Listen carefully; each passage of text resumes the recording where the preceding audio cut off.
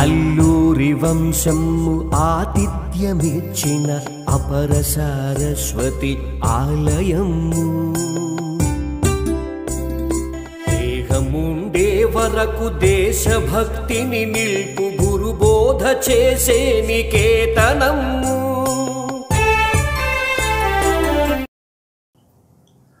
Sir నమస్కారం sir. మిమ్మల్ని చాలా రోజుల తర్వాత చూడడం జరిగింది. నా పేరు సురేష్ అండి. నేను వైన్ కాలేజీలో డిగ్రీ చదువుతున్నప్పుడు మా లెక్చరర్ గారు, బాటనీ లెక్చరర్ గారు పాండురంగరాజు గారు, ఆయన జున్నూరులో ఉన్నటువంటి మీ ఇంటికి తీసుకురావడం జరిగింది సార్. అప్పుడు మీ ఆవరణలో, మీ ఇంటి ఆవరణలో చాలా మొక్కలు పెంచేవారు. మీరు ఔషధ గుణానికి సంబంధించినటువంటి చాలా మొక్కలు పెంచేవారు. అయితే అందులో మాకు చాలా మొక్కల గురించి ఆ రోజు పాండురంగరాజు గారు చక్కగా వివరించడం జరిగింది. అయితే కొన్ని మొక్కల గురించి నేను అప్పుడు తెలుసుకోలేకపోయాను సార్. ఈరోజు తెలుసుకుందామని మీ స్టూడియోకి రావడం జరిగింది. నాకైతే బూరుగు చెట్టు గురించి, దాని లక్షణాల గురించి, దాని గుణాల గురించి, అందులో ఉన్న ఏమన్నా రకాలు ఉన్నాయేమో ఈరోజు నేను మీ ద్వారా తెలుసుకోవాలని ఆశిస్తున్నాను సార్. అంటే సాధారణంగా బూరుగ చెట్టు అన్నది పూర్వులందరికీ తెలుసున్నటువంటి వృక్షం. అది తెలియని వాళ్ళు ఉండేవారు కాదు.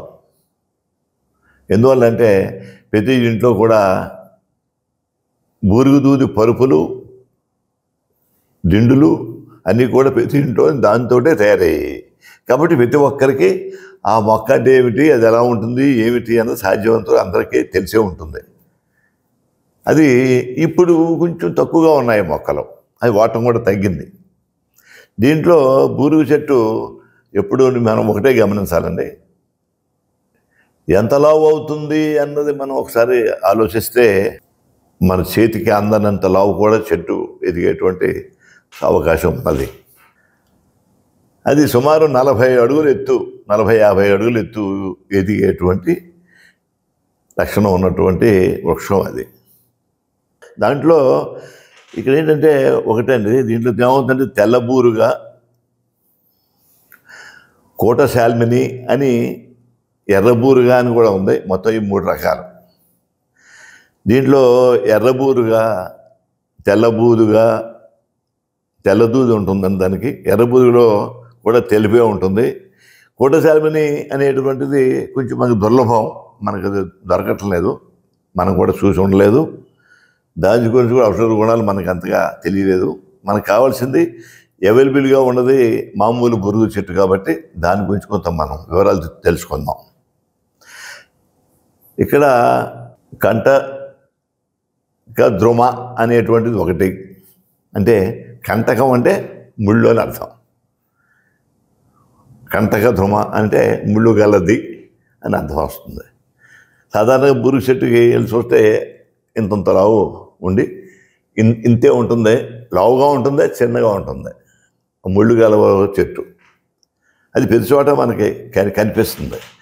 ఇది దీని తర్వాత ఇంకొకటి దీర్ఘద్రుమ, అంటే పొడుగ్గా ఉండేటువంటిది అని ఒక అర్థం. తర్వాత ఇది అంటే పెద్దగా ఉందంటే పెద్ద వృక్షము అని అర్థం చేసుకోవాలి మనం దాన్ని. ఇక చిరంజీవి అనేటువంటిది కూడా దాన్ని అంటారు. తోల వృక్షము అన్నది దాన్ని కూడా ఓ పేరే దానికి. ఇది దూదినిచ్చేటువంటి మొక్క మాత్రమే తప్ప ఫలాలని ఇవ్వదు. అయితే ఫల రూపంలో ఉన్నటువంటి కాయలు కాస్తుంది. ఆ కాయలు పచ్చిగా ఉన్నప్పుడు ఆకుపచ్చగా ఉండి, ముదిరేక దూది తయారైన తర్వాత కొంచెం గోధుమ రంగులోకి మారి చిట్లిపోతుంది. చిట్లిపోయిన తర్వాత ఆ దూదంతా కూడా ఆ గింజలు, దాంట్లో గింజలు ఉంటాయి. ఆ గింజల్లో పప్పు కూడా ఉంటుంది. అది గాలికి అలా వెళ్ళిపోయి విస్తరించేసి ఎక్కడ పడితే అక్కడికి వెళ్ళి మొక్కలు మొలిచేటువంటి లక్షణం ఉన్నటువంటిది అది. ఇక దీన్ని చూస్తేనండి ప్రతి గ్రామాల్లోనే ఇంచుమించుగా ఉండేవి పూర్వం, ఇప్పుడు లేవు. దీని ఆకులు ఎలా ఉంటాయంటే మన చెయ్యి ఎలా ఉంటుంది, ఇలాగే ఆకులు ఉంటాయి ఇంచుమించుగా. దీని వేళ్ళు కనుక మనం తీసుకున్నట్టయితే ఆ వేరు దాన్ని తీసి గంధం తీసి దాన్ని కానీ మనం ఎక్కడైతే చర్మ రోగాలు ఉన్నాయో అక్కడ వ్రాస్తే ఆ చర్మ రోగాలు పోయేటువంటి ఔషధ గుణాలు ఆ వేర్లో కూడా ఉన్నాయి. దీనికి గమ్మత్ ఏంటంటే అండి, దీని కర్ర అత్యంత తేలిక.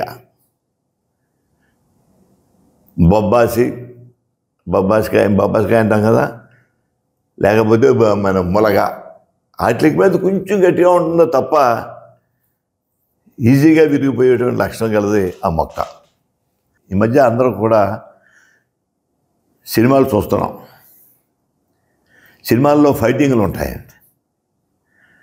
ఫైటింగ్లో హీరో గారు వచ్చి విలన్ని ఒక కర్ర పెంచి కొడతాడు, బాదుతాడు. కొట్టడం అనకూడదు, దాన్ని బాదటం అనాలి. అంత గట్టిగా కొడతాడు. కొడితే కర్ర విరిగిపోతుంది. మామూలుగా అయితే చెయ్యి విరుగుతుంది మామూలు కర్రతో కొడితే, కానీ అక్కడ కర్ర విరుగుతుంది. ఆ కర్ర బూరుగుదూది కర్రే. అదే కాకుండా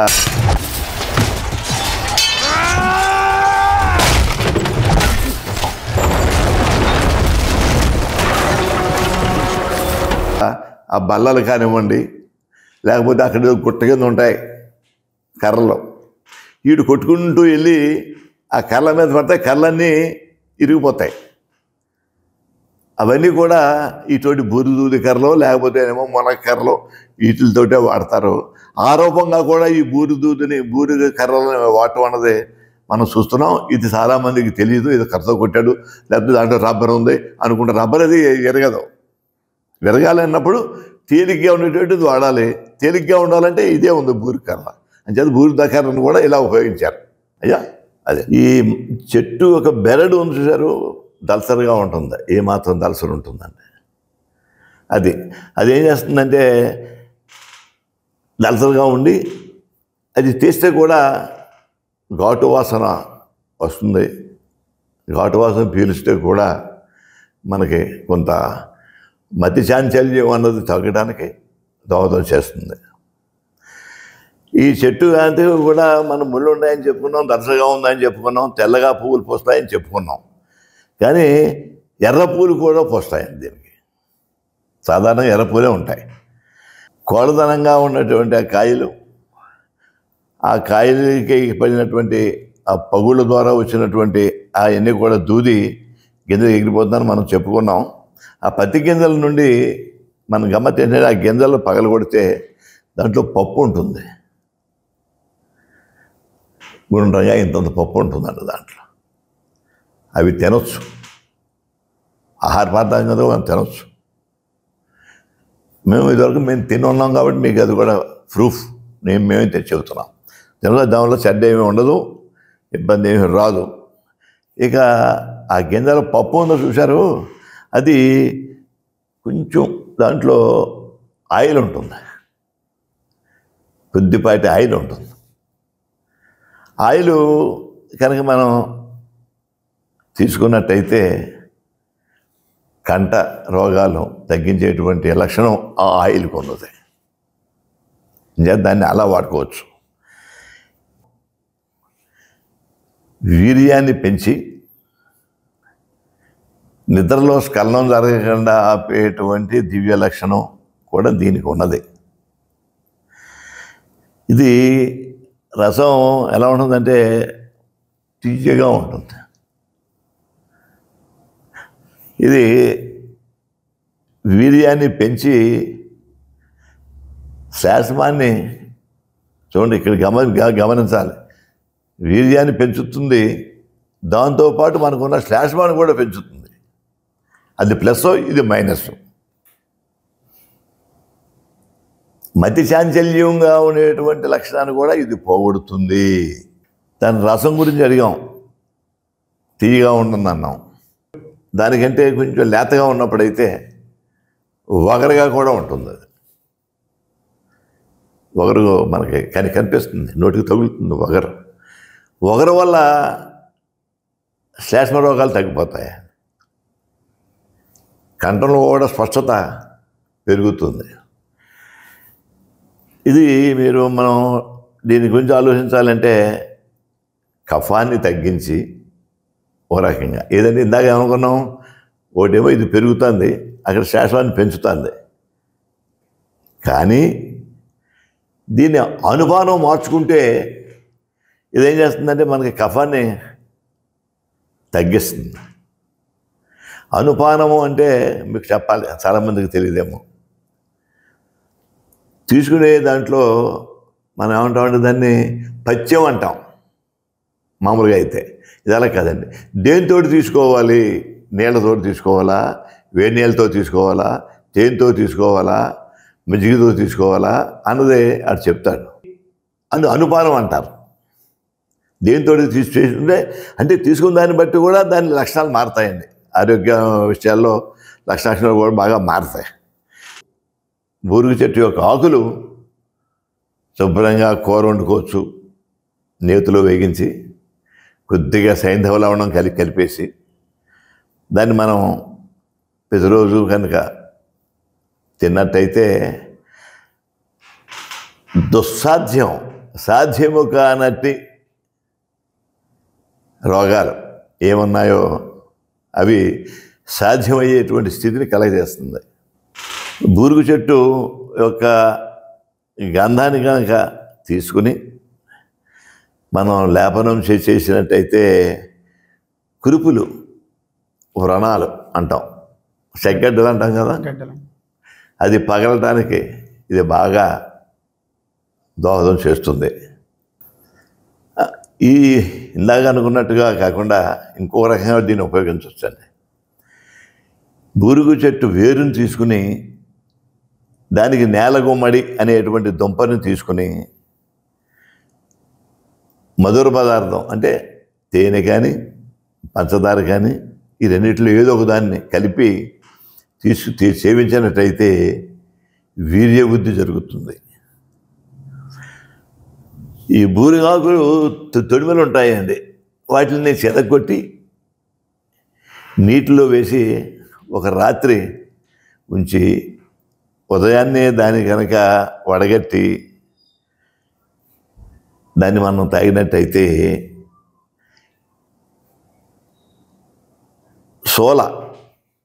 నొప్పులు అంటాం కదా, నొప్పులు తగ్గించి మలబద్ధకాన్ని కూడా తగ్గించేటువంటి దివ్య లక్షణం దీనికే ఉన్నది. ఇకపోతే ఈ బూరుగు పువ్వు చూర్ణాన్ని తేనెతో కలిపి సేవించినట్టయితే రక్తపిత్తము అంటే రక్త వాంతులు అవటం కానీ, రక్తం మలంలోంచి రక్తం పట్టడం కానీ ఇటువంటి ఏదైనా ఉన్నట్టయితే అది కూడా తగ్గించేటువంటి లక్షణం, సలక్షణమైనటువంటి ఇది దాంట్లో కూడా నీట్గా ఉన్నదని దీంట్లో. ఇకపోతే కాలిన పుండ్లు ఉంటాయి చూసారు, ఆ పువ్వు యొక్క పువ్వులు తీసుకుని చూర్ణం చేసి అది శుభ్రంగా చూర్ణం చేసి తేనెతో కలిపి మనం సేవించినట్టయితే అది మనకి ఆరోగ్యకరంగా ఆకలి పుట్టించేటువంటి దివ్యశక్తి దానికి ఉన్నది. ఇక బూరిగ దూదితో ఇక్కడ మీరు అంతా గమనించాలి, అందరూ తెలుసుకోవాల్సిన విషయం ఏంటంటే బూరిగ దూది ఉంటుంది, ఆ దూదిని తీసుకుని కొంత అలా పెట్టుకుని ప్రవాహం ఉంది కదా, కాలువలు కానీ నదుల్లో కానీ వెళ్ళినటువంటి ఇసుక మట్టి కాదండి, ఇసుకను మాత్రమే తీసుకోవాలి. ఇసుక ఉన్న ప్రదేశంలో నీరు ప్రవాహంలో ఇసుక తీసుకుని ఆ ఇసుకను నూరి దాన్ని కలిపి నూరి మనకి లేపనం చేసినట్టయితే మీకు ఉన్నటువంటి చర్మ రోగాలు తగ్గుతాయి. మనకి అటువంటి ఇసుక అంటే అదే దీంతో కలిపి చేయటం వల్ల దానికి ఆ పవర్ వచ్చింది అని చేత అది ఒకటి చేయొచ్చు. ముళ్ళను కూడా వాడుకోవచ్చు అండి.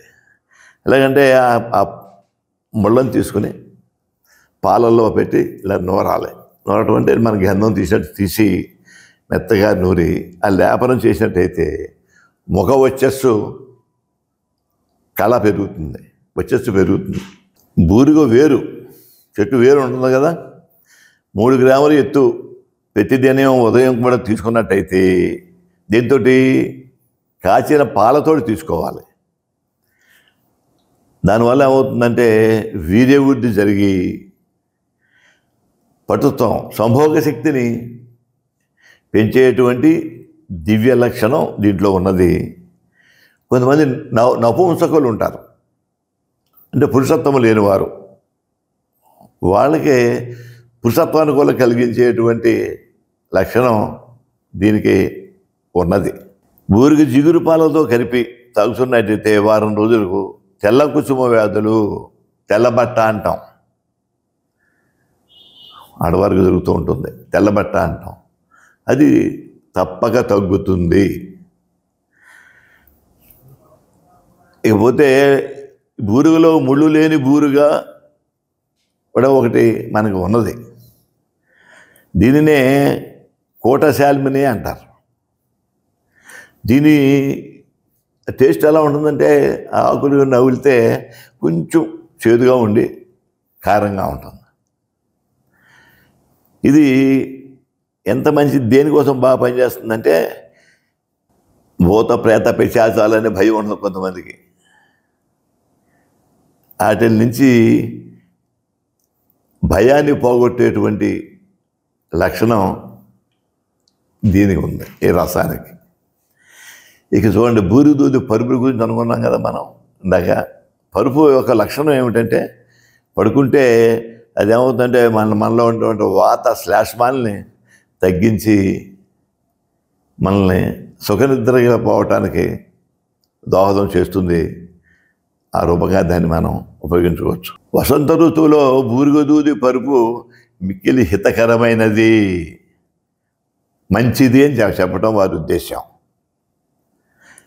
ఈ బూరుగు ఆ కాయల్లో ఉన్నటువంటి గింజలు ఉంటాయి చూసారా, ఆ గింజలు కనుక అవి ఎలా ఉంటాయంటే మన మిరియాల గింజలు ఉంటాయి కదా, ఆ మిరియాల గింజలు పోలి అవి ఉంటాయి.